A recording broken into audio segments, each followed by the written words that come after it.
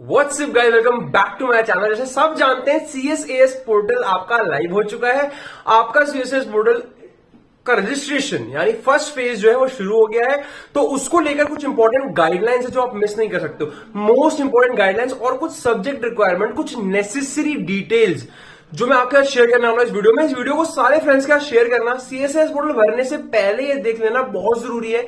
कुछ भी इसमें इंफॉर्मेशन मिस नहीं होगा, लेकिन इट इज वेरी इंपॉर्टेंट। थोड़ा सा लेंथी लगेगा आपको, लेकिन जरूर देखना। अभी मैं लाइव भी आया था, मैंने उसमें बताया सीएसएस पोर्टल का रजिस्ट्रेशन स्टार्ट हो गया। बट अब मैं आपको बताने आया कुछ इंपॉर्टेंट गाइडलाइंस और कुछ ऐसी चीजें जिसके लिए मैं क्यों कह रहा था कि अभी भरना मत, पहले देख लो। इनके बाद भी तुरंत भरने मत चले जाना। पहले ये चीज देख के समझ लो कि क्या एक्चुअली में मामला है सीएसएस पोर्टल का। और ये 1 से 1.5 महीने तक खुला रहता है, तो उसकी फर्स्ट और लास्ट डेट भी आपको इसी वीडियो के एंड में मिल जाएगी। डोंट वरी, चैनल पर नए हो सब्सक्राइब करके बेल आइकन दबाओ। मैं भरने का प्रॉपर फॉर्म भरने का लॉन्ग वीडियो भी रात तक डाल दूंगा। रात तक नहीं तो कल दोपहर तक आ जाएगा। और पूरी दिल्ली यूनिवर्सिटी काउंसलिंग में आपकी हेल्प करूंगा, प्रेफरेंस शीट बनाने में भी मैं आपकी हेल्प करूंगा। उसके लिए ऑलरेडी चैनल पर मैंने कॉलेज रिव्यू सीरीज स्टार्ट कर दी, उसको भी चेकआउट कर लीजिएगा। ओके गाइज, चलिए इस पार्ट को पहले देख लीजिए। तो ये देखिए, बैकग्राउंड नॉइस अगर आ रही हो तो उसको अवॉइड करना। ये आपका बुलेटिन ऑफ इन्फॉर्मेशन है। इसमें क्या चीज़ें ध्यान रखने की, बच्चे पूरा तो पढ़ते नहीं है, मैं आपको ध्यान रखने की चीज़ें दिखा देता हूँ। आपको नीचे आना है और नीचे यहाँ पर आपके कुछ भी काम का नहीं है फिलहाल, यहाँ तक आपका कुछ इन्फॉर्मेटिव नहीं है। ये करिकुलम का फ्रेमवर्क है, आपके किसी काम का फिलहाल नहीं है। यहाँ पर भी रजिस्ट्रेशन एडमिशन टू यूजी का कोई खास वो नहीं है।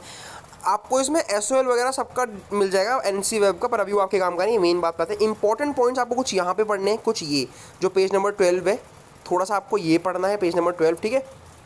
कि कोई भी तरह का ग्रीवेंस है, कुछ भी अगर हुआ है तो आपने कोई टेस्ट नहीं दिया है तो आपको नहीं छोड़ा जाएगा, कुछ भी आपने मिस किया है। बाकी ये सब चीज़ें पढ़ लेना बेकार है, लेकिन मतलब पढ़ लेना अच्छी है।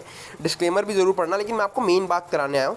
इनने आपको यहाँ पर 3 मेन पॉइंट्स पहले तो ये बताए हैं कि अगर कैंडिडेट ने किसी भी एक लैंग्वेज, और भी बहुत से मेन पॉइंट है, बेसिक पॉइंट पहले जान लो कि किसी भी एक लैंग्वेज को जो उसने 12th में पढ़ी होनी चाहिए, अगर उसका सीवीटी नहीं दिया तो उसको नहीं लिया जाएगा। मतलब क्लास 12th में अगर आपने इंग्लिश पढ़ी और इंग्लिश का आपने सीवीटी नहीं दिया है ना, तो आपको नहीं लेगी दिल्ली यूनिवर्सिटी, सीधे सीधे एप्लीकेशन रिजेक्ट। सब्जेक्ट मैपिंग नहीं कर पाओगे। सब्जेक्ट मैपिंग क्या होती है मैं अभी सिखाऊंगा, रात तक वीडियो आएगी, उसको जरूर देखना डिटेल में। अब candidates must refer to programme specific eligibility, मतलब हर प्रोग्राम की अपनी एलिजिबिलिटी अलग होती है। तो वो जो एलिजिबिलिटी है आपको उसको देखकर ही सीएसएस पोर्टल को भरना है, ठीक है। वो देखना मैं अभी आपको सिखाऊंगा, डोंट वरी। जनरल टेस्ट भी बहुत से कोर्सेज में यूज़ होता है, तो उसको भी आप भर सकते हो। ये सारे प्रोग्राम्स है। अब आ जाते हैं कुछ नीचे इंपॉर्टेंट बातों पर। ये देखो, ये आपको, ये तो चलो सब्जेक्ट्स हैं, यहाँ नीचे से आ जाओ। यहाँ पर इनने एक चीज़ आपको मेंशन करी है, देखो यहाँ पर आप नोटिस कर सकते हो। इनने हर कोर्स के नाम पर, ये लैंग्वेज कोर्स ने प्रोग्राम स्पेसिफिक एलिजिबिलिटी दी हुई है और कौन कौन से कॉलेज में ये मिलता है आपको ये सब बताया। ये बहुत बड़ी बात है बच्चों।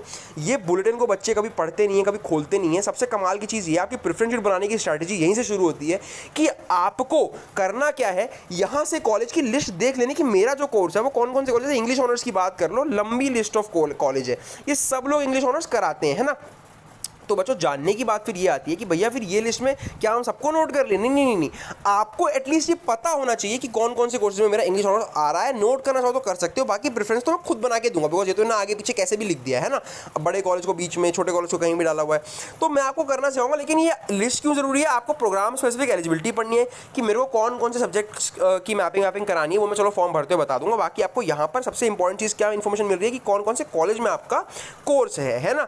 ऐसे अगर हम नीचे आ जाते हैं तो यहाँ पर आपको मैं दिखाता हूँ एक बार को।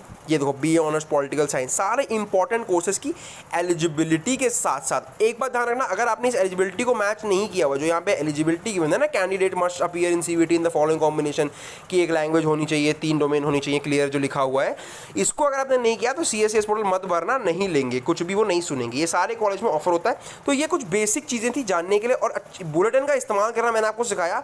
बाकी आपके लिए जो मेन इंपॉर्टेंट चीज़ है वो बच्चों यहाँ पे गाइडलाइंस ये हैं, इंपॉर्टेंट पॉइंट्स आपको पढ़ लेने हैं ये सारे, और आपको डिस्क्लेमर पढ़ लेना है।